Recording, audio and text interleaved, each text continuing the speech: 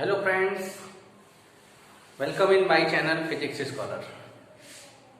बच्चों, last video में हमने क्या देखा था?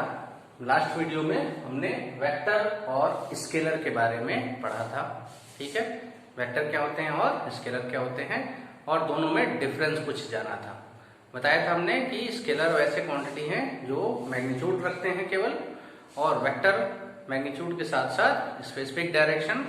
और हमने बताया था दो तीन रूल हमने बताया था। एक law of parallelogram of vector addition, ठीक है, ये फॉलो करते हैं, और कम्यूटेशन रिलेशन ये फॉलो करते हैं। ठीक है, इसमें एक चीज हमने और बताया था आपको, स्केलर और वेक्टर के उसमें जो डिफरेंस है उसमें हमने ये बताया था आपको कि जो स्केलर हैं वो बेसिक जो अलजेब्रा होते हैं उसको फॉलो करते हैं।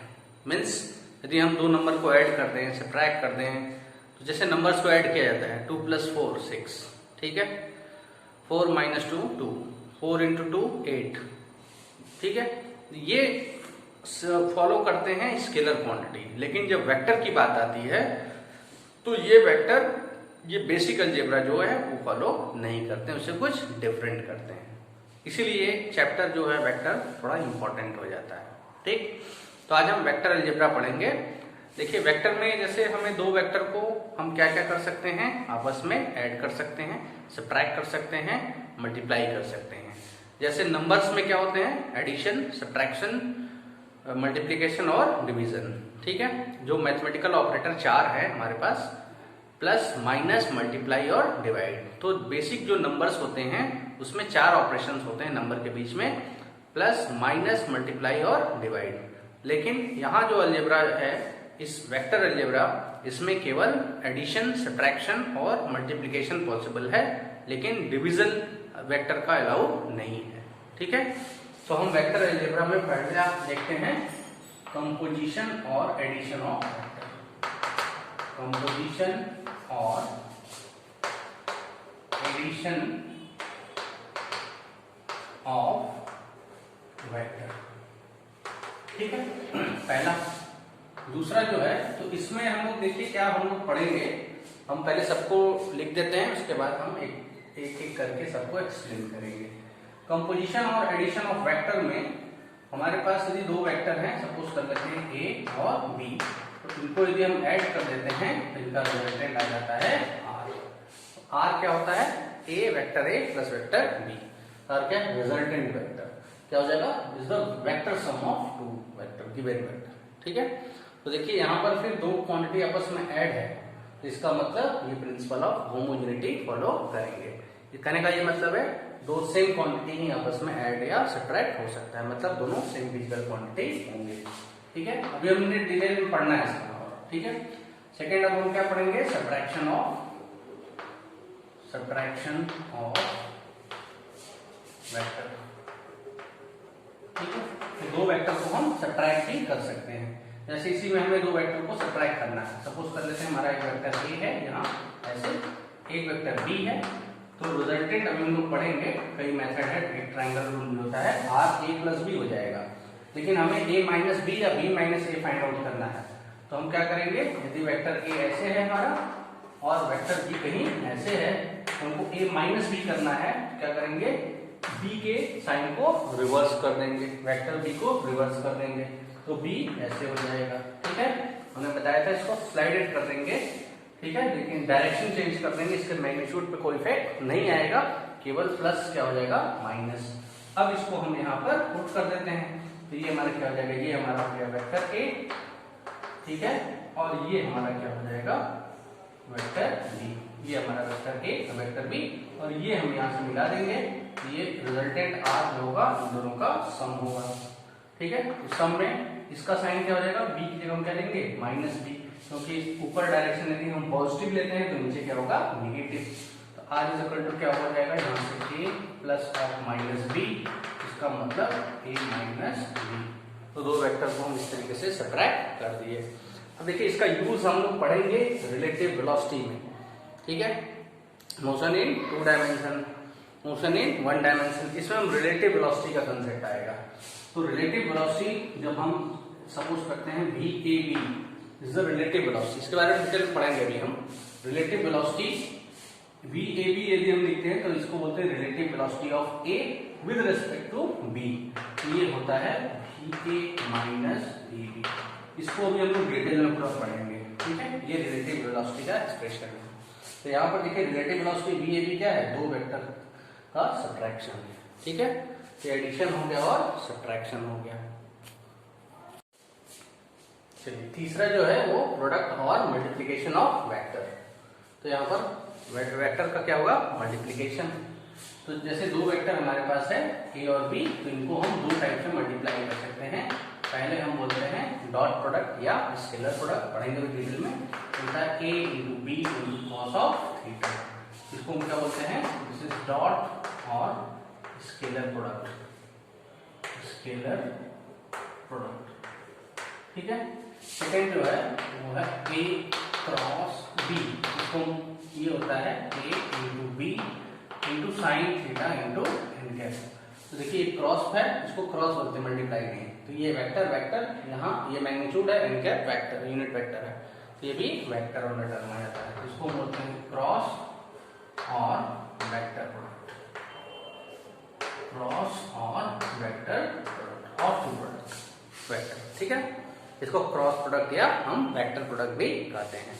तो वेक्टर प्रोडक्ट दो टाइप्स होता है, एक डॉट या स्केलर और एक क्रॉस या वेक्टर प्रोडक्ट। इसके कुछ एग्जांपल्स हैं, हम आपको यहाँ नोट कर देते हैं। एग्जांपल्स डॉट प्रोडक्ट के, जैसे वर्क डन, ये होता है F dot B, dot product of two vector, force and displacement, इसलिए वर्क क्या है, स्केलर क्वांटिटी है। ऐसे ही हम पावर की भी बात करें तो पावर जो होता है एफ डॉट वी, ठीक है। ये भी हमारा क्या है, dot product of two vector, इसलिए ये भी क्या है, स्केलर क्वांटिटी है। ऐसे करंट की हम बात करें तो होता है जे डॉट एस। तो जे क्या है, करंट डेंसिटी, हम क्लास 12 में पढ़ेंगे। और एस जो है वो क्या है, यूनिट एरिया, ये एरिया है, ठीक है ना। Dot product of two vector, इसलिए करंट में क्या है, स्केलर है। क्रॉस प्रोडक्ट और वेक्टर की बात करें तो देखिए जो इसमें होता है R cross F equal to dot, ये वेक्टर फॉर्म है, ठीक है। ये होता है, ये भी वेक्टर है, ठीक है। ये भी वेक्टर, ये भी vector, cross product of two vector is a vector quantity. ऐसे ही v equal to omega cross R, ठीक है। ये भी एक वेक्टर होता है, ठीक है। v ओमेगा जो है आपका एंगुलर वेलोसिटी और ये लीनियर वेलोसिटी, इन दोनों में रिलेशन है। तो ये प्रोडक्ट आ गया, ठीक है। एडिशन पढ़ लिए हम लोग, मल्टीप्लिकेशन, सब्ट्रैक्शन और मल्टीप्लिकेशन पढ़ लिए। और हम लोग देखेंगे कि वेक्टर का जो मल्टीप्लिकेशन है, चाहे हम स्केलर प्रोडक्ट से देखें चाहे क्रॉस प्रोडक्ट से देखें, वो बेसिक अलजेब्रा को फॉलो नहीं करेगा, ठीक है ना। मीन्स 4 इंटू 2 करेंगे तो कोई जरूर नहीं कि 8 आए, वो डिपेंड करेगा दोनों वेक्टर के एंगल पे, ठीक है। तो ये दो हो गया हमारा, 3 हो गया vector product of multiplication of vector. Fourth जो है resolution of vector, resolution of vector, किसी भी वेक्टर को रिजॉल्व करना। रिजॉल्व करने का ये मतलब होता है उसको स्प्लिट कर देना, तो splitting of vector. Resolution of vector का मतलब होता है splitting of vector into its component. जैसे हमारे पास एक कोऑर्डिनेट एक्सिस है, सपोज कर लेते हैं ये वाई एक्सिस, ये एक्स एक्सिस, अभी हम डिटेल में पढ़ेंगे हालांकि इसको, ठीक है। ये हमारा ओरिजिन है और एक वेक्टर है हमारा, सपोज कर लेते हैं ए, और ये वेक्टर ए एक्स एक्सिस से थीटा एंगल पर है। तो इसको हम इस वेक्टर को स्प्लिट कर सकते हैं around X axis as well as Y axis. तो एक्स एक्सिस में इसका कंपोनेंट ए एक्स है वेक्टर फॉर्म, और वाई एक्सिस में इसका वेक्टर ए वाई है, ठीक है। तो इस ए एक्स का पार्ट, ए एक्स जो होगा, ए एक्स का हम यदि मैग्नीट्यूड की जो बात करें तो हो जाएगा ए इंटू कॉस थीटा या mod of A into cos theta. ऐसे ही ए वाई जो होगा इसका मॉड, यानी केवल magnitude, mod of A into sine theta होता है। A X and A Y are the component of vector A along X axis as well as Y axis. ये हम पढ़ेंगे रिजोल्यूशन ऑफ वेक्टर, ठीक है। एक और चीज आपको हम बताते हैं, फिर उसके बाद हम सबको डिटेल में पढ़ेंगे, ठीक है ना। फिफ्थ जो है, इसमें मल्टीप्लिकेशन की जब हम बात करते हैं तो मल्टीप्लिकेशन में एक चीज हमने और आपको नहीं बताया, वो बता देते हैं। जो मल्टीप्लिकेशन है, multiplication of vector by scalar, multiplication of vector by scalar, scalar से मल्टीप्लिकेशन होगा तो क्या होगा, ठीक है।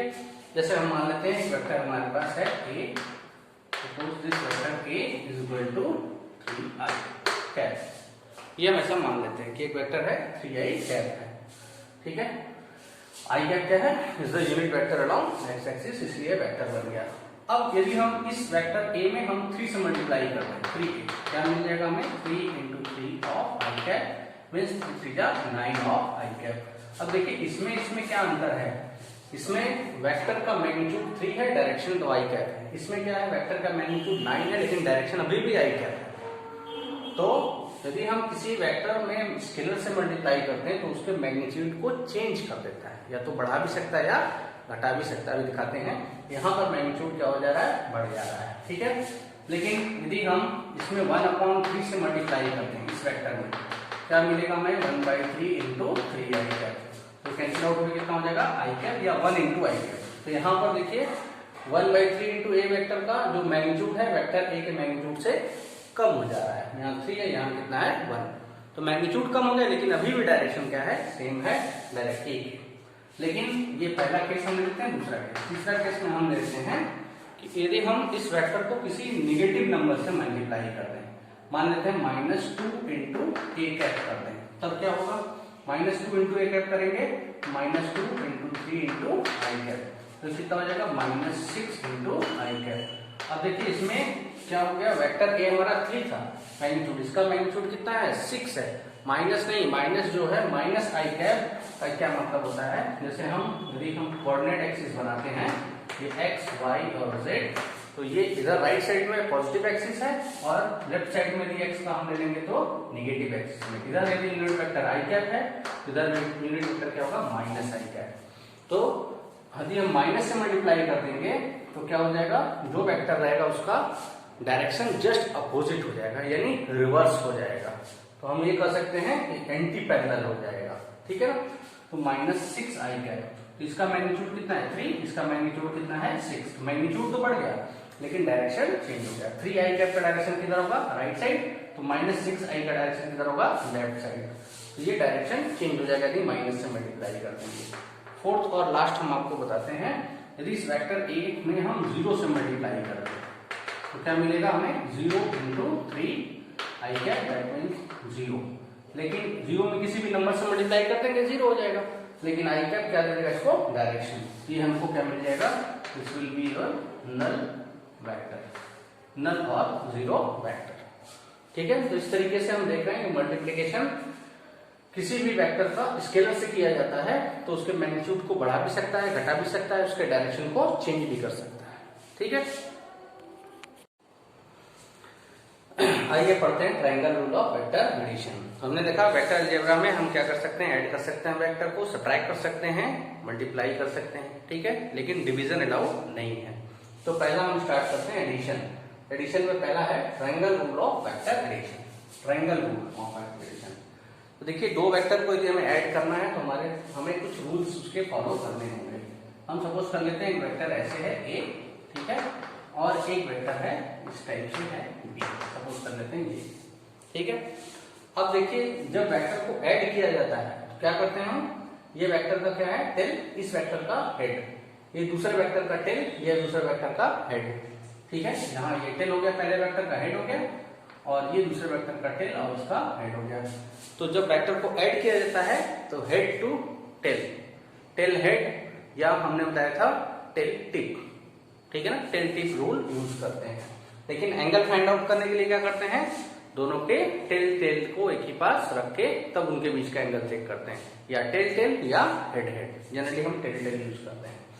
तो जब दो वेक्टर को ऐड करना है तो क्या करेंगे, हम ये वेक्टर ए ले लिए इधर, ठीक है, और दूसरा वेक्टर बी क्या करेंगे, इसके टेल को इसके हेड पर रख देते हैं ऐसे, ठीक है ना, ये ऐसे रख देते हैं। और हमने एक चीज और आपको बताया था कि कोई भी वेक्टर चेंज नहीं होगा जिसको हम स्लाइड करेंगे उसी प्लेन में पैरेलल, उसी वेक्टर के पैरेलल। तो इससे वेक्टर बी है, इसी के पैरेलल इसको हम स्लाइड कर दिए, यहां से यहां खिसका दिए, या यहाँ से इधर इसका भी, तो ये चेंज नहीं होगा। तो ये ए है तो ये भी हमारा क्या हो जाएगा, सर ये हमारा बी है तो ये भी हमारा कितना हो जाएगा, बी हो जाएगा। ठीक है, ये चेंज नहीं होगा, ए बी। अब देखिए, अब हम इसको ऐड कर सकते हैं। कैसे? हमने क्या किया, पहले इस वेक्टर के टेल, ये वेक्टर का हेड हो गया, ये दूसरे वेक्टर का टेल और इसका हेड हो गया। तो दूसरे वेक्टर के टेल को पहले वेक्टर के हेड पे रख दिया। अब हम इसको ऐड कर सकते हैं। कैसे? हम क्या करेंगे, ये इनिशियल पॉइंट हो जाएगा और ये फाइनल पॉइंट, इससे इसको हम क्या करेंगे, मिला देंगे। ठीक है, ये हमारा रिजल्टेंट हो जाएगा, इसको बोलते हैं रिजल्टेंट वेक्टर आर। ठीक है, तो रिजल्टेंट वेक्टर आर क्या होगा, this will be equal to sum of vector A and B. ठीक है, तो इस तरीके से ये एक ट्राइंगल बन जा रहा है। ठीक है, इसी के लिए बोलते हैं triangle rule of vector addition. Triangle बन गया, ट्राइंगल से हम दो वेक्टर ए और बी को ऐड कर दिए, जहां आर रिजल्टेंट है। आपको ध्यान रखना होगा, रिजल्टेंट को क्या लेना होता है, इनिशियल कहां से स्टार्ट हो रहा है, ए से, और फाइनल कहां पे जा रहा है, बी के हेड पर। दोनों को मिला देंगे, ये रिजल्टेंट आ जाएगा vector R equal to A plus B. या यदि हमें ये सब नहीं बता रहे ए और बी, हमारे पास एक ट्राइंगल हम ऐसे बना देते हैं आपको। ठीक है, और ये डायरेक्शन एक ऐसे दे देते हैं और एक डायरेक्शन ऐसे दे देते हैं। ठीक है, एक डायरेक्शन हम यहाँ से दे दिए, एक डायरेक्शन यहाँ से दिए, एक डायरेक्शन हम ऐसे दे दिए, और हम सपोज कर लेते हैं इसे, ये हम दे देते हैं ए बी और सी दे देते हैं। इस वेक्टर को हम दे देते हैं पी, इसको दे देते हैं क्यू, और इसको हम दे देते हैं आर। ठीक है ना, अब हमें पता नहीं कि कौन सा रिजल्टेंट है इसमें, और इसको हम ऐड कर सकते हैं। तो देखिए इजी मेथड है, क्या करेंगे, जैसे इसमें हम देखिए क्या करते हैं, ए और बी, यदि हम ऑर्डर में चलें, ए से हम कहाँ चल रहे हैं, इस वेक्टर के लिए ऐसे चल रहे हैं, फिर कहाँ जा रहे हैं, तो दोनों एक ही डायरेक्शन में है। और यदि हम साइक्लिक, चूंकि ये साइक्लिक है, क्योंकि किसी भी साइक्लिक जो क्वाड्रेटल हो या साइक्लिक ट्राइंगल हो, ठीक है, उसमें हम बात करते हैं, तो यदि सेम डायरेक्शन में दो वेक्टर्स हैं, जैसे यहाँ ए और बी सेम डायरेक्शन में है, इन दोनों का एडिशन होगा। अब आगे चलने के बाद हम ऐसे आना है, लेकिन आर कैसे जाता है, ये ऐसे, ये आर का डायरेक्शन क्या देगा, इन दोनों के अपोजिट। इसका मतलब ये रिजल्टेंट है और इन दोनों को ऐड करना है। ठीक है, किसी भी साइक्लिक पिक्चर में। तो देखिए, यदि कोई भी वेक्टर साइक्लिक ऑर्डर में है तो इस तरीके से हम यूज कर सकते हैं। इसमें भी देखिए, ये देखिए P और Q एक ही डायरेक्शन में है, यहां से यदि चले तो देखिए P का डायरेक्शन इधर है, अब इसके बाद हमें कैसे जाना है, ऐसे Q। तो P और Q दोनों सेम डायरेक्शन में है, लेकिन जैसे ही C पे पहुंचेंगे तो अब हमें यदि साइक्लिक है तो हमको इसका डायरेक्शन किधर होगा, C से B की तरफ होना चलना चाहिए, लेकिन ये डायरेक्शन R का इधर है। इसका मतलब इन तीनों में रिजल्टेंट क्या है, R, और ये दोनों सेम डायरेक्शन में है, इसका मतलब इन दोनों को ऐड करना है। तो इस ट्रायंगल रूल में हम देखें, R इक्वल टू क्या हो जाएगा, P प्लस Q। ये आपको समझ में आ गया होगा कि किन दो वेक्टर को हम ऐड करेंगे और कौन सा उसमें रिजल्टेंट होगा। ठीक है, ये आपको क्लियर हो गया होगा। लेकिन एक चीज और हम आपको दिखाते हैं, इसमें देखिए, यदि हम ट्रायंगल ऐसे बना देते हैं इस टाइप से, ठीक है, इसको हम नेम दे देते हैं ए बी और सी, जस्ट लाइक ऐसे। इसमें सेम हम वेक्टर P ले लेते हैं, इधर ले लेते हैं Q ले लेते हैं, और हम इधर ले लेते हैं वेक्टर R। ठीक है, अब इस R की वैल्यू कितनी होगी, तो देखिए अब हम बता रहे हैं कि हम किसी को भी दो को सम ले सकते हैं, जैसे हम P प्लस Q, ठीक है, या R प्लस P, कुछ भी ले सकते हैं। लेकिन यदि हम P और Q को ऐड करते हैं, P प्लस Q, ठीक है, P प्लस Q, इसका मतलब इसका रिजल्टेंट क्या होगा, R, ये वेक्टर, लेकिन वेक्टर का डायरेक्शन क्या होगा, इन दोनों के डायरेक्शन के अपोजिट होना चाहिए। लेकिन यहाँ पर क्या है, R का डायरेक्शन इन्हीं दोनों के डायरेक्शन की अलोंग है, लेकिन हमको R का डायरेक्शन किधर रखना है, इधर।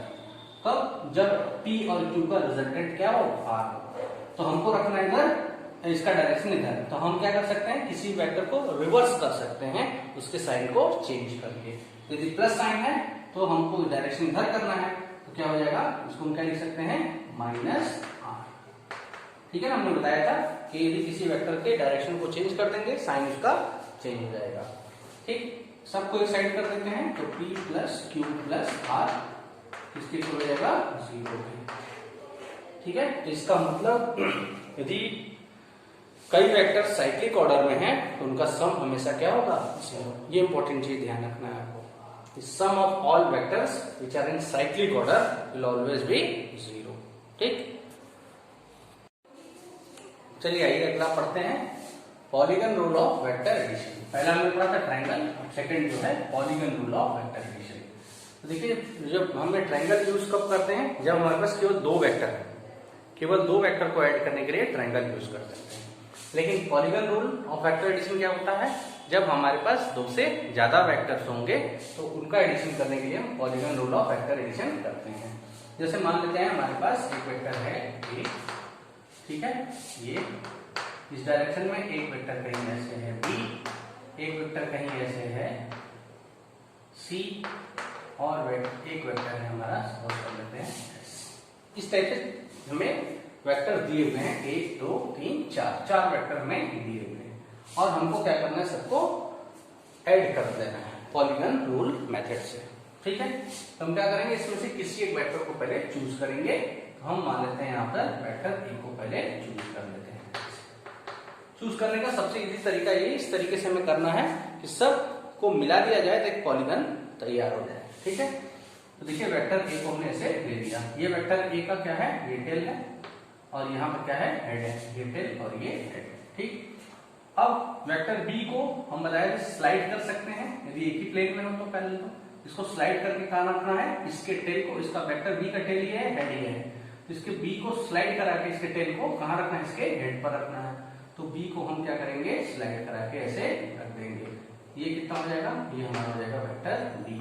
तो दो साइड को हमने क्या कर दिया, ऐड कर दिया वेक्टर को। ठीक, अब तीसरा जो है सी, सी का ये टेल है और ये क्या है, हेड है। तो टेल को इसके हेड के पास हमें ऐड करना है, इसको हम स्लाइड करा के इससे फिक्स कर देते हैं।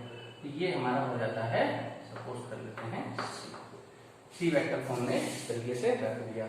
हमेशा ध्यान रखना है आपको, टेल हेड कॉम्बिनेशन होना चाहिए। अगला क्या बच गया हमारे पास, एस, तो एस का ये टेल हो गया और ये क्या हो गया, हेड। ठीक है, इसके टेल को इसके हेड पे रखना है, तो हम क्या करेंगे, इसके टेल को इसके हेड पर हम ऐसे रख देते हैं, ये हो गया हमारा एस। ठीक है, अब देखिए क्या करेंगे, इसे हम इधर लिख देते हैं बी और इसको हम एस। ठीक है, ये हो गया। अब देखिए क्या करते हैं, हमारा इनिशियल स्टार्ट कहां से हो रहा है, यहां से, फाइनल कहां पे एंड हो रहा है, यहाँ पर। ये एस का हेड है और ये ए का टेल, इनिशियल और फाइनल, इसको हम क्या करेंगे, मिला देंगे, यही हमारा क्या हो जाएगा, रिजल्टेंट ऑफ। ठीक है ना, ए बी सी और एस मान लीजिए। ठीक है, ये आ गया हमारा रिजल्टेंट। ठीक, इस रिजल्टेंट को हम इन सब के टर्म्स में लिख सकते हैं, कैसे।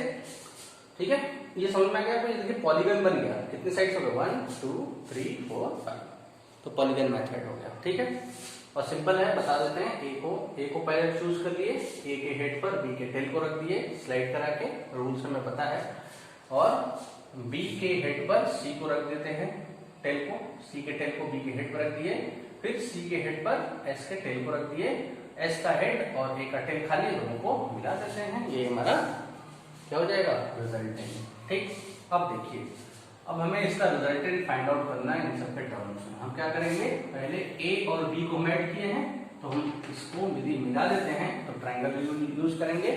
तो इसको हम मान लेते हैं, ये टर्म्स को हम सपोज कर लेते हैं, इसको मान लेते हैं, इसे लेते हैं R1। ठीक है, तो R1 क्या हो जाएगा, R1 का डायरेक्शन ऐसा हो जाएगा, तो R1 वेक्टर सम के अकॉर्डिंग R1 कितना हो जाएगा, will be equal to a plus B, ये हो जाएगा। तो हम क्या करेंगे, इस a और b को हटाकर केवल R1 नोट करेंगे। ठीक है नहीं, क्योंकि R1 a प्लस बी के इक्वल है, तो a प्लस a और b को हम हटा दें, तो अब a और b को हम यहाँ से मिटा देते हैं, तो हम केवल क्या लिख सकते हैं, R1। अब अगले हम क्या करेंगे, अब देखिए हमारे पास दो वेक्टर है, R1 इसका हेड ये है और C का टेल ये है, तो हम क्या करेंगे, इसके टेल को इसके हेड से मिला देते हैं, और यदि हम इससे मिला देंगे तब अब देखिए क्या हो जाएगा, ये रिजल्टेंट सपोज कर लेते हैं हमारा कितना है, R2 यहाँ से यहाँ तक। ठीक है, तो फिर वेक्टर सम यूज करेंगे तो कितना हो जाएगा, R1, ये R1 और plus C will be equal to what R1 और C एक ही डायरेक्शन में है, इन दोनों को ऐड कर देंगे और R2 इनके अपोजिट डायरेक्शन में, ये रिजल्टेंट मिलेगा। इसका मतलब R2 की जगह हम क्या लिख सकते हैं R1 प्लस सी, और R1 कितना है A प्लस बी, हम लिख सकते हैं A प्लस बी प्लस सी, इसके इक्वल हो गया R2 के। क्लियर? अब देखिए हम R1 प्लस सी की जगह R2 हो गया, तो इसको हम हटा सकते हैं R1 और C को, केवल हमें क्या बचेगा R2। अब इस ट्रायंगल में हम वेक्टर एडिशन यूज करेंगे, लॉ ऑफ ट्रायंगल यूज, तो क्या हो जाएगा, देखिए एक वेक्टर है R2, इसका हेड है और S का टेल है, दोनों एक ही डायरेक्शन हो गए, इसका मतलब R2 और S दोनों को ऐड करना है, और ये इसका R रिजल्टेंट है। तो R is equal to resultant R क्या हो जाएगा, vector of R2 plus vector of S। ठीक है, R2 की वैल्यू कितनी है A plus B plus C, तो पुट कर देते हैं, तो R इज इक्वल टू कितना आ जाएगा A plus B plus C plus S। ठीक है, ये रिजल्टेंट आ जाएगा सभी वेक्टर्स का, और हम जानते भी थे रूल्स की 4 वेक्टर है, चारों को सम कर देंगे, ये आ जाएगा सॉरी ये वेक्टर होना चाहिए। ठीक है, तो ऐसे भी हम सॉल्व कर सकते हैं पॉलीगन मेथड से। ठीक है, चलिए ये अगला पढ़ते हैं, तीसरा law of parallelogram of vector addition. ठीक है ना, वेक्टर एडिशन का 2 मेथड हो गया, ट्रायंगल मेथड और पॉलीगन मेथड। ये तीसरा है पैरेललोग्राम ऑफ वेक्टर एडिशन, इसी के बारे में हमने चर्चा किया था सबसे पहले वेक्टर में। यदि वेक्टर होगा ये रूल फॉलो करना चाहिए। देखिए इसमें क्या होता है, हम मान लेते हैं एक वेक्टर ये है ये, ठीक है, और दूसरा वेक्टर बी, दोनों के टेल एक ही पे कोइंसाइड कर रहे हैं, ये ए है और इसको हम ये ले लेते हैं बी, ये वेक्टर है बी, दोनों के टेल एक ही पॉइंट पे कोइंसाइड कर रहे होते हैं। इस केस में हम क्या करेंगे, हम बी को या ए को किसी एक को हम स्लाइड करा सकते हैं इसी ट्रेन में, ये रूल है हम जानते हैं वेक्टर का, ठीक है ना, कि इसे हम कहीं भी स्लाइड करा सकते हैं। तो देखिए बी को यदि हम स्लाइड करा दें इसी के पैरेलल, तो इसकी वैल्यू चेंज नहीं होगी। क्यों स्लाइड कराएंगे, इसको इसलिए स्लाइड कराएंगे क्योंकि इसका टेल इसके हेड पे कोइंसाइड कर जाए। तो हम क्या करते हैं, इसको स्लाइड करा देते हैं ऐसे, ठीक है ना, ये इसका स्लाइड करा दिया हमने, ठीक है। अब देखिए रिजल्टेंट क्या हो जाएगा, ये पहले का है, ये भी हमारा क्या हो जाएगा वेक्टर, ये हो जाएगा हमारा वेक्टर बी, क्योंकि ये बी है तो बी चेंज होगा नहीं। अब ये हेड और दूसरे बी का ये टेल, अब इससे हम इसको क्या करेंगे, मिला देंगे। जब ये मिला देंगे तो यही दोनों का क्या हो जाएगा रिजल्टेंट, ठीक है। तो जब दो वेक्टर के टेल एक ही पर होंगे उसको ऐड करने के लिए पैरेललोग्राम मेथड यूज होता है। ये पैरेललोग्राम बनेगा जब इसको हम आपस में मिला देते हैं, तो ये पूरा एक पैरेललोग्राम बन जाएगा, ठीक है ना। इसमें ये साइड और ये साइड इक्वल होंगे और पैरेलल होंगे, ये साइड इक्वल और पैरेलल होंगे, ठीक है। चलिए अब देखिए यदि दो वेक्टर्स हैं, एक वेक्टर बी हो गया और एक वेक्टर ए हो गया, तो हम जानते हैं इनके बीच का एंगल कौन सा होगा, ये हमने बताया था। एंगल फाइंड आउट करने के लिए क्या करना है, यदि दो वेक्टर का एंगल फाइंड आउट करना है तो दोनों के टेल को आपस में मिला देंगे और टेल मिलाने के बाद उनके बीच में जो स्पेस बनेगा वही एंगल है। तो इस वेक्टर बी का टेल है और ए का टेल है, ये एंगल जो हो जाएगा थीटा, इसको क्या बोलेंगे, दोनों वेक्टर के बीच का एंगल है। अब यहां से यदि हम एक परपेंडिकुलर लाइन ड्रॉ कर दें और इससे इसको मिला दें, तो देखिए ये दोनों लाइन पैरेलल है, तो ये एंगल थीटा है, तो ये भी एंगल कितना होगा थीटा, हमें पता है क्यों, करस्पॉन्डिंग एंगल्स, ठीक है ना। Two parallel lines are equal and this line is intersection, तो क्या होगा, this angle and this angle will be equal because both angle are corresponding angle, and corresponding angles equal होते हैं यदि पैरेलल लाइंस होते हैं तो, ठीक है। चलिए तो अब हमें क्या निकालना है, हम तो ऐड कर लिए, लेकिन हमें क्या निकालना है, इस रिजल्टेंट वेक्टर का मैग्नीट्यूड फाइंड आउट करना है, इसलिए हम ये सारा चीज करते हैं, ठीक है। तो देखिए वेक्टर आर किसके इक्वल हो जाएगा, यहाँ से vector R will be equal to vector A plus B, लेकिन इसका मैग्नीट्यूड यदि हमें निकालना है तो हम क्या करेंगे, देखिए इसको हम कोई नेम दे देते हैं, सपोज करते हैं इसको हम दे देते हैं एक्स वाई जेड दे देते हैं सपोज, ठीक है। तो अब देखिए ये एंगल हमारा 90 हो गया, राइट एंगल ट्रायंगल की बात करें in right angle triangle X Y Z. ठीक है, देखिए हमें जब हम राइट एंगल ट्रायंगल में हम आर, ये हमारा हाइपोटेनस हो जाएगा यदि हम इस एक्स वाई और इसको हम सपोज कर लेते हैं ओ, तो in right angle triangle X Y O में हमें आर निकालना है। आर क्या हो जाएगा, hypotenuse square is equal to perpendicular square plus base square होगा। तो हम यहाँ पर क्या लिखते हैं, एक्स वाई जेड न लिखकर लिखते हैं एक्स वाई ओ। तो in right angle triangle X Y O 90 के ठीक सामने हाइपोटेनस हो जाएगा, तो क्या हो जाएगा, using Pythagoras theorem O X square will be equal to what, will be equal to X Y square plus O Y square, यही होगा। और ये हमारा रिजल्टेंट का मैग्नीट्यूड है, तो this will be equal to X Y square plus O Y square, यही हो जाएगा। ठीक है, अब देखिए यहां से हमें एक्स वाई निकालना है, तो X Y in terms of A और बी, ठीक है, ओ वाई निकालना है, O Y in terms of A और बी। तो यदि ये पोर्शन ये हमारा ए है, ठीक है, यहां से यहां तक हम ओ वाई को क्या लिख सकते हैं, O Z plus Z Y. तो एक्स वाई का स्क्वायर प्लस ओ वाई को हम क्या लिख सकते हैं, O Z plus Z Y का होल स्क्वायर, ये हमारा आर स्क्वायर आ जाएगा। क्लियर, ठीक है। अब देखिए इसमें इस राइट एंगल ट्रायंगल की यदि हम बात करें, किसकी, X Y Z, in right angle triangle X Y Z, इस राइट एंगल ट्रायंगल में हम इस एंगल का यदि साइन ले लें और एक बार कॉस ले लें, क्या मिलेगा, साइन ऑफ थीटा, ये थीटा हो गया, इसका साइन लेंगे तो इसके ठीक सामने वाला साइड क्या हो जाएगा, परपेंडिकुलर, यानी एक्स वाई अपॉन हाइपोटेनस कितना हो जाएगा, 90 के ठीक सामने वाला साइड कौन सा है, एक्स जेड, और एक्स जेड कितना है, बी है, तो एक्स वाई अपॉन बी, या इसको मल्टीप्लाई कर दें, एक्स वाई कितना हो जाएगा, बी साइन थीटा। फिर मैग्नीट्यूड ले रहे हैं, यहाँ ध्यान रखिएगा, डायरेक्शन की बात नहीं की है, X Y equal to B sine theta हो गया। ठीक है, ऐसे ही यदि राइट एंगल ट्रायंगल में हम कॉस ले लें, इसका कॉस क्या होगा, इसके लिए बेस कितना हो गया, जेड वाई अपॉन हाइपोटेनस कितना हो गया, एक्स जेड। ठीक है, तो Z Y upon X Z की वैल्यू कितनी है, बी, ठीक है, कॉस थीटा गया। अब हम मल्टीप्लाई कर दें तो जेड वाई हमें कितना मिल जाएगा, बी कॉस थीटा। ठीक है, ये तो क्लियर हो गया। अब हमें क्या मिल गया, एक्स वाई की वैल्यू पता चल गई और जेड वाई की इसी में हम पुट कर देंगे, और ओ जेड तो हमें पता है, ओ जेड कितना है, ए है, तो इसमें हम पुट करें R square is equal to कितना हो जाएगा, एक्स वाई की वैल्यू हमने निकाला है कितना है, बी साइन थीटा का whole square plus O Z कितना है हमारा, O Z is what, is A, plus Z Y कितना है, बी कॉस थीटा का होल स्क्वायर। ठीक है, अब यहां से हम a प्लस बी का होल स्क्वायर से इसको एक्सपेंड करेंगे। पहले ये हम इसको लिखते हैं, कितना हो जाएगा, B square sine square theta plus a plus B का होल स्क्वायर, यदि एक्सपेंड करें कितना हो जाएगा, ये a square plus B cos theta means B square cos square theta plus 2ab, तो plus 2 into A B cos theta, 2 into A into B cos theta, ये हो जाएगा। और इन दोनों को यदि साथ में ले लिया जाएगा कितना हो जाएगा, बी स्क्वायर, क्योंकि sine square theta plus cos square theta कितना हो जाएगा, 1 plus A square plus 2ab cos theta, ये किसके इक्वल हो गया, आर स्क्वायर। ठीक है, तो आर की वैल्यू कितनी हो जाएगी, आर यदि हम यहां से निकालें तो स्क्वायर रूट हो जाएगा सबका, क्या लिखेंगे, square root of A square plus B square plus 2ab cos theta.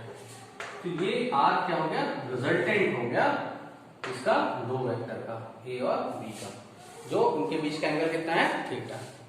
ठीक है, तो आर इक्वल टू, बल्कि इसको हम यहां से दूसरी जगह लिख देते हैं, ठीक, यहां हम इसको लिख देते हैं। ठीक, तो आर इज इक्वल टू कितना हो जाएगा, A square plus B square plus 2ab cos of theta, under root में हो जाएगा, ये अंडर रूट में हो जाएगा इस आर की वैल्यू। ठीक है, बस तो ये रिजल्टेंट को हम ऐसे फाइंड आउट कर सकते हैं। ठीक, अब इस पे कुछ केसेस हैं, हम इसको चेक करते हैं। चलिए, तो हम ये देखें कि रिजल्टेंट यदि दो वेक्टर ए और बी थीटा एंगल पर है तो रिजल्टेंट की वैल्यू कितनी होती है, हमने देखा R is equal to A square plus B square plus 2ab cos of theta, ये तो मैग्नीट्यूड आ जाएगा। लेकिन डायरेक्शन की बात करें, यदि हमें डायरेक्शन फाइंड आउट करना है कि रिजल्टेंट आर का डायरेक्शन कितना होगा, तो हम मान लेते हैं रिजल्टेंट इस वेक्टर ए से अल्फा एंगल पर है। ठीक है, यदि हमें ये एंगल पता चल जाएगा, मीन्स ए से कितने डायरेक्शन पर है, तो बी से भी निकाल सकते हैं। बी से कितने डायरेक्शन पर होगा, पूरा थीटा है, ये अल्फा है, ये कितना हो जाएगा थीटा माइनस अल्फा, और इसका वैल्यू दी रहेगी समथिंग 60 40 समथिंग। ठीक है, कैलकुलेट कर सकते हैं। बाय द वे यदि हमको नहीं पता है, इसको मान लेते हैं बीटा, तो हम निकालते हैं पहले अल्फा, फिर निकालते हैं बीटा, कैसे हम कैलकुलेट करेंगे, उसमें भी थीटा का टर्म नहीं यूज करना होगा। देखिए, इसका डायरेक्शन फाइंड आउट करने के लिए हम क्या लेंगे, right angle triangle X Y O में, in right angle triangle X Y O we take tan of this alpha. तो tan अल्फा लेंगे इसका, तो tan लेंगे तो इसके ठीक सामने क्या हो जाएगा, परपेंडिकुलर, कितना हो जाएगा एक्स वाई अपॉन बेस, तो बेस हमारा कितना हो जाएगा ओ वाई। तो परपेंडिकुलर एक्स वाई अभी हमने निकाला, इधर कौन सा कंपोनेंट है बी साइन थीटा। ठीक है, तो इसको हम क्या लिखेंगे B sine theta divided by O Y. O Y कितना हो जाएगा, ये ए है, और ये कितना हो जाएगा बी कॉस थीटा, हो जाएगा ए प्लस बी कॉस थीटा। ये किसके इक्वल हो जाएगा tan अल्फा। तो ये डायरेक्शन हो जाएगा, यहाँ से हम अल्फा इक्वल टू क्या लिख देंगे, tan inverse of this whole quantity. तो अल्फा क्या हो जाएगा, इस रिजल्टेंट का डायरेक्शन ए के साथ। ठीक है, ऐसे ही हमें यदि रिजल्टेंट का डायरेक्शन बी के साथ निकालना है, तो अब हम पूरा कैलकुलेशन नहीं करते हैं, दिखाते हैं आपको, देखिए कैसे निकालेंगे। तो यदि देखिए इस रिजल्टेंट का हम ए से डायरेक्शन यदि निकालना है tan अल्फा, तो कैसे याद रखेंगे, ध्यान रखिए, ये रिजल्टेंट का ए से, तो ए को छोड़कर जो दूसरा वेक्टर कौन सा है बी, उसका हम क्या लेंगे दूसरे वेक्टर का साइन थीटा न्यूमरेटर में, डिवाइडेड बाई जिस वेक्टर से हमें एंगल निकालना है वो वेक्टर, प्लस जिस वेक्टर को से एंगल लिया जा रहा है उसको छोड़कर दूसरे वेक्टर का कॉस थीटा। ठीक है, नहीं समझ में आया, देखिए यदि हमें इस रिजल्टेंट का डायरेक्शन फाइंड आउट करना है इस वेक्टर ए से, जिस वेक्टर से निकालना है उस वेक्टर को छोड़कर दूसरा जो वेक्टर है उस वेक्टर का साइन थीटा।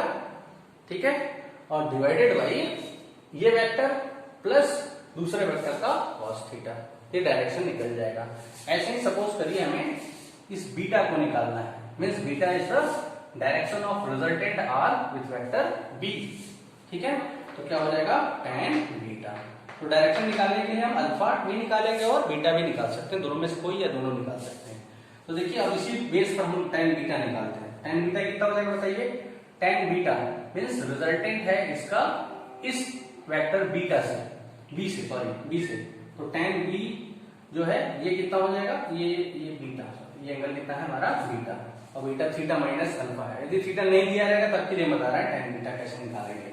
जैसे इसमें हम क्या किए थे, जिस वेक्टर से एंगल रिजल्टेंट निकालना है वो वेक्टर नहीं बल्कि दूसरे वेक्टर का साइन, तो ऐसे ही tan बीटा है, तो tan बीटा ये बीटा है, तो हमें इस वेक्टर से रिजल्टेंट निकालना है, तो क्या करेंगे इस वेक्टर को छोड़कर दूसरा जो वेक्टर है उसका साइन, यानी a sign beta divided by यहाँ पर क्या है a मतलब वो वेक्टर, तो यहाँ पर दूसरा ये वेक्टर कौन सा है b, प्लस यहाँ पर क्या था b cos थीटा, मतलब जब हम डायरेक्शन इस वेक्टर से ले रहे थे तो दूसरे वेक्टर का cos, जब इससे लेंगे तो दूसरे वेक्टर का cos, यानी a cos थीटा। इस तरीके से हम tan अल्फा और tan बीटा निकालेंगे। तो अल्फा और बीटा क्या है, direction of resultant from vector a and vector b respectively. ठीक है, इस तरीके से हम डायरेक्शन को भी कैलकुलेट कर लेते हैं। ठीक है, अब हम देखेंगे कि जो थीटा है, थीटा के पर्टिकुलर वैल्यू पर रिजल्टेंट की वैल्यू क्या आएगी, और हम देखेंगे कि कैसे ये जो बेसिक लॉ ऑफ अलजेब्रा को ये फॉलो नहीं करता है। ठीक है, चलिए अब स्पेशल केस देखते हैं, रिजल्टेंट ऑफ टू वेक्टर्स। ठीक है, और हमने बताया था कि जैसे ये बेसिक अलजेब्रा को फॉलो नहीं करेंगे। जैसे हमारे पास दो वेक्टर हैं 4 और 5, तो उनका सम जो होगा बेसिक अलजेब्रा को यदि फॉलो करते हैं तो 9 होना चाहिए, लेकिन यहाँ पर हम देखेंगे ये डिफरेंट होगा। किस पे डिपेंड करेगा, दोनों वेक्टर के बीच के एंगल पे डिपेंड करेगा। ठीक है, तो हम स्पेशल केस में पहला केस ले लेते हैं, case 1 when theta is equal to 0 degree.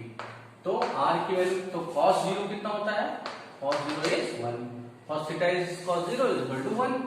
ठीक है, इस केस में हमारा r कितना हो जाएगा, √a² plus B square plus 2ab cos theta.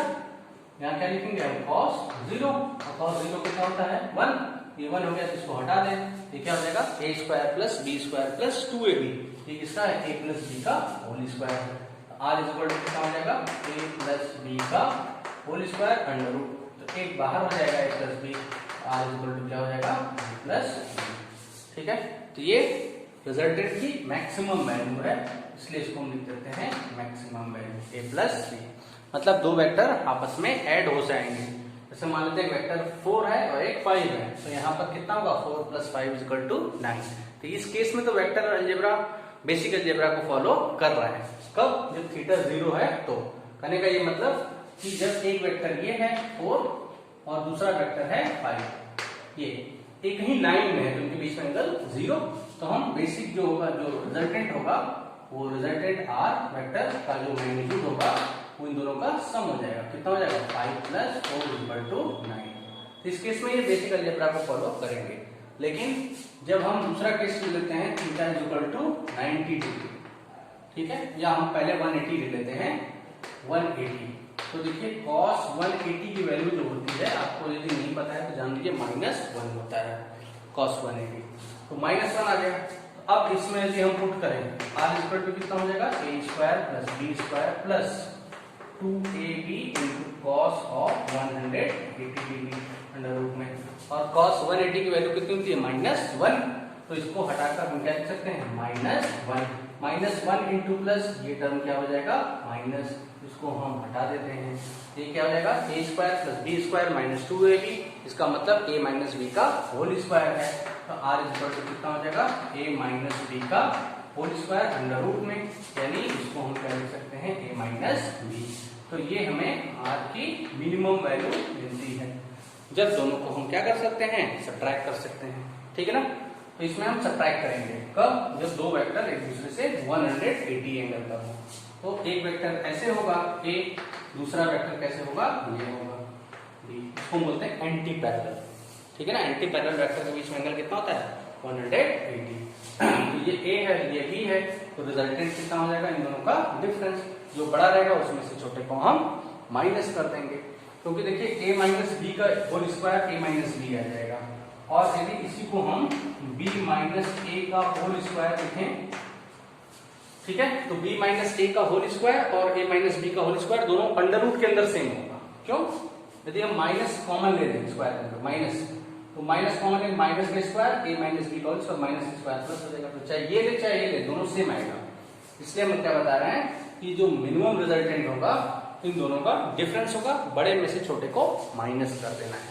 इसमें माइनस की कोई वैल्यू नहीं है, हम लिख दे 4 माइनस 5, मान के 4 लिख दिए 5 लिख दिए, 4 माइनस 5 नहीं, -1 नहीं, -1 का कोई मतलब नहीं है, बड़े में से छोटे को माइनस करना है, 5 माइनस 4 कर देना है, ठीक है ना। ठीक, ये हमारे थीटा जब 180 आ गया। ठीक, अगला हम आते हैं केस जब थीटा की वैल्यू कितनी हो 90 डिग्री, तो थर्ड केस हम लेते हैं। तो देखिए यहाँ पर डिफरेंस कितना आ रहा है 5 और 4 यदि ले, 5 4 लेते कितना आ जाएगा 1, लेकिन बेसिक अलजेब्रा के अकॉर्डिंग 5 प्लस 4 कितना आना चाहिए 9, तो अलग है कि नहीं। तो वेक्टर अलजेब्रा जो आपका बेसिक अलजेब्रा से डिफरेंट, ठीक है ना। तीसरा केस हम लेते हैं when theta is equal to 90 degree, तो cos 90 की वैल्यू देखिए कितनी होती है, cos 90 जो होता है वो 0, तो r कितना हो जाएगा a square plus b square plus 2ab cos of 90 under root में, बट cos 90 कितना होता है 0, तो वो लास्ट वाला टर्म क्या हो जाएगा वैनिश, तो we get r is equal to under root a square plus b square, बस यही हो जाएगा, ठीक है।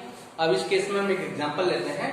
जैसे देखिए एक वेक्टर ये है और एक वेक्टर ये है, दोनों एक दूसरे के परपेंडिकुलर है, इसका ये मैग्नीट्यूड 3 है, इसका 4 है, तो इसके रिजल्टेंट का मैग्नीट्यूड कितना हो जाएगा, वैसे होना क्या चाहिए बेसिक अलजेब्रा के अकॉर्डिंग 3 प्लस 4 कितना होना चाहिए 7, लेकिन यहाँ पर रिजल्टेंट का जो मैग्नीट्यूड होगा r वो क्या होगा 3 square plus 4 square under root में, यानी कितना हो जाएगा 9 plus 16 under root, that means 25 under root, that means 5। तो यहाँ पर दोनों का सम कितना आ रहा है 5, आना कितना चाहिए 7, ठीक है ना बेसिक अलजेब्रा के अकॉर्डिंग। तो इस तरीके से जो वेक्टर सम है या वेक्टर एडिशन है वो बेसिक अलजेब्रा से अलग है, ठीक है। चलिए अब तीन कंडीशन हमने ले लिया, थीटा की वैल्यू 0, 180 और 90, और फोर्थ केस जो हम लेते हैं when theta equal to 60 degree. अब देखते हैं इसमें क्या इंपॉर्टेंट है, क्यों 60 डिग्री लिया जा रहा है, ठीक है ना। तो cos 60 की जो वैल्यू होती है तो आप याद रखिए 1/2 होती है। तो रिजल्टेंट कितना हो जाएगा हमारा, p square plus q square plus 2pq या ab जो भी हम ले रहे थे इनटू cos ऑफ 60। cos 60 की मतलब कितनी होगी 1/2, तो यहाँ पर 1/2 लिख देते हैं। 1/2 से 2 कैंसिल आउट हो जाएगा, ये अंडर रूट में, तो r की वैल्यू कितनी हो जाएगी under root p square plus q square plus pq, ये अंडर रूट में आ जाएगा। या हम यदि एक और b यदि की बात करें दो वेक्टर, तो a square plus b square, a square plus b square plus a, ये आ जाएगा। इसमें कुछ खास तो है नहीं मेरे रिजल्टेंट, ठीक है ना। चलिए हम डायरेक्शन की यदि बात करें, इसमें डायरेक्शन की बात कर रहे हैं कि डायरेक्शन का वैल्यू कितना होगा। तो देखिए डायरेक्शन के लिए हम बताए थे कि जो रिजल्टेंट r है वो a से या b से यदि हम डायरेक्शन की बात करें, देखिए पहले हम दिखाते हैं ये वेक्टर a है और वेक्टर b है, इनके बीच का एंगल कितना है वेक्टर a और वेक्टर b। तो पैरेललोग्राम मेथड यूज करेंगे, फिर इसका रिजल्टेंट हो जाएगा और इस वेक्टर को हम इसके पैरेलल ऐसे लाइन कर सकते हैं। तो ये एंगल कितना है टोटल 60 है, ठीक है, ये टोटल 60 है। ये एंगल यदि अल्फा है, ये एंगल बीटा है, तो निकाल के चेक करते हैं कि बीटा और अल्फा कितना आएगा। ये रिजल्टेंट r है और ये a है, ठीक है। तो देखिए tan of alpha, tan alpha means tan alpha क्या होगा, the direction of resultant with vector b, ठीक है। तो tan अल्फा की वैल्यू कितनी आएगी बताइए, हमने बताया था tan alpha is equal to, क्या बताए थे, जिस वेक्टर से ले रहे हैं उस वेक्टर, इस वेक्टर से ले रहे हैं उसको नहीं छोड़कर उसके दूसरे वाला साइड वाला जो वेक्टर है वो उसका साइन थीटा डिवाइडेड बाई, ठीक है। यहाँ पर हम अल्फा नहीं, इसको हम क्या ले रहे हैं, ये दोनों, हाँ ये अल्फा है और ये दोनों के बीच का एंगल थीटा है, तो अपॉन क्या होता है b plus a cos theta. Theta क्या है, दोनों वेक्टर के बीच का एंगल कितना दिया हुआ है यहाँ पर 60, a sin 60 divided by b plus a cos 60, ठीक है। यहाँ पर क्या हो जाएगा, a sin 60 की value √3/2 divided by b plus a cos 60 की वैल्यू कितनी है 1/2, ठीक है, ये आ जाएगा। अभी भी कुछ खास नहीं है, a√3 डिवाइडेड बाई, इसको हम क्या लिख सकते हैं 2b plus a divided by 2 को कैंसिल आउट हो जाएगा, ठीक है, अभी कोई खास नहीं है। लेकिन इसी में यदि हम एक ये कंडीशन मान लें कि वेक्टर a और वेक्टर b दोनों का मैग्नीट्यूड सेम हो जाए, एक mod of a is equal to mod of b, इस केस में क्या हो जाएगा, और we can write a is equal to b। तो tan ऑफ अल्फा कितना होगा, देखिए tan of alpha is equal to ये a√3 डिवाइडेड बाई ये b, a की जगह रखते हैं, b की जगह a कितना होगा 2a प्लस a कितना हो जाएगा 3a, a से कैंसिल आउट हो जाएगा और √3 कैंसिल आउट करके कितना हो जाएगा 1/√3। तो tan alpha is equal to 1/√3 और 1/√3 tan में किसकी वैल्यू होती है, याद है आपको tan 30 की, ठीक है। तो यहां से अल्फा हमें कितना मिल जाएगा 30 डिग्री, ठीक है कि नहीं, अल्फा कितना मिलेगा 30 डिग्री। कब, जब दोनों वेक्टर a और b इक्वल हो मैग्नीट्यूड में, तो यदि 60 डिग्री पर ही हो तो रिजल्टेंट का इससे हम बात करें 30 होगा, तो ये भी कितना होगा 30। कहने का ये मतलब है कि रिजल्टेंट जो होगा दो वेक्टर का, दो सेम वेक्टर का रिजल्टेंट का जो डायरेक्शन होगा दोनों वेक्टर से इक्वल एंगल पर होगा जब 60 होगा 30 पर, और रिजल्टेंट का मैग्नीट्यूड कितना हो जाएगा, r is equal to a square plus a square plus a into a square, तो कितना हो जाएगा √3 स्क्वायर, तो √3 a बाहर हो जाएगा, ठीक है। तो a टाइम्स मींस दोनों में से किसी एक के मैग्नीट्यूड का √3 टाइम्स हो जाएगा रिजल्टेंट, और एंगल कितना हो जाएगा 30 हो जाएगा, ठीक है।